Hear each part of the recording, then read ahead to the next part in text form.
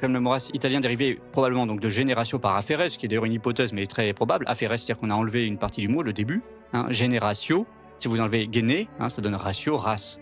Hein, donc en fait, simplement, c'est ce qu'on appelle afferrese. Donc le mot race dérive probablement de generatio par afferrese, lequel nous donna directement génération. Generatio a donné génération. J'ai pas besoin de vous faire des cours d'étymologie pour comprendre ça, c'est transparent. Donc il n'est pas la peine de lui apporter cette concurrence étrangère. Hein. On a déjà un mot génération qui a un autre sens. Alors d'ailleurs dans un sens beaucoup plus restreint, parce que race c'est toute l'action au sens du lignage du peuple, hein, toute cette transmission. Là où génération pour nous c'est plutôt à proprement parler pour la descendance. La génération c'est beaucoup plus lié sur le futur en réalité en français.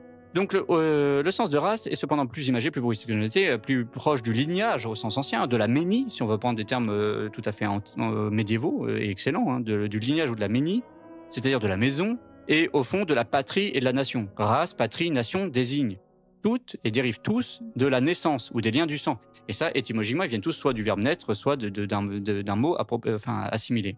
On peut dire encore plus simplement le peuple ou les gens. Tous ces termes-là sont équivalents. Il n'y a pas non plus, en réalité, de raison de faire un italianisme, même si on admire fortement la Renaissance. On peut tout simplement employer les mots français, par exemple gens ou peuple, ou bien patrie, ou bien etc., ou bien nation, etc. Le lignage, pourquoi pas, la ménie, si on veut faire un peu plus médiéval. Il faut le concevoir, donc ce mot race, au regard de son rival civilisation.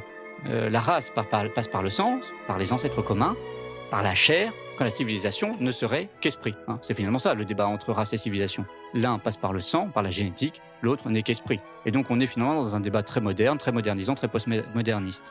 Civilisation est un abus qui montre l'importance du légalisme et du parlementarisme à l'issue de la Révolution. Avec le germano-anglicisme culture, il correspond au français mœurs, du latin mos moris. Hein. Qu'est-ce que la civilisation? Finalement, les mœurs. Hein. Et qu'est-ce que la culture? Sinon, les mœurs. On peut aussi dire, alors vous pouvez employer mœurs, donc mos moris en latin, les mœurs, l'usage, les coutumes. Hein. Quel était le terme qu'on utilisait en réalité pour la civilisation autrefois? C'était les coutumes, tout simplement.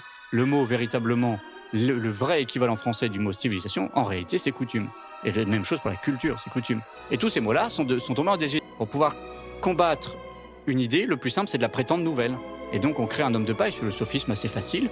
Hein, on va créer un nouveau mot, et puis comme ça, on oublie le mot ancien, et le mot ancien devient désuet. Donc, coutume est devenu désuet parce qu'on a préféré utiliser civilisation. Hein, ce qui est quand même un petit peu... donc, ça doit nous pousser à préférer, oui, tradition. Pourquoi pas? Tradition aussi, c'est un mot qui correspond très bien. Oui, tradere, transmettre. Qui vient du mot tradere, transmettre, bah voilà. Exactement. Et ça fait un lien parce qu'on transmet par l'esprit, ce qu'on transmet aussi par le sang, etc., etc.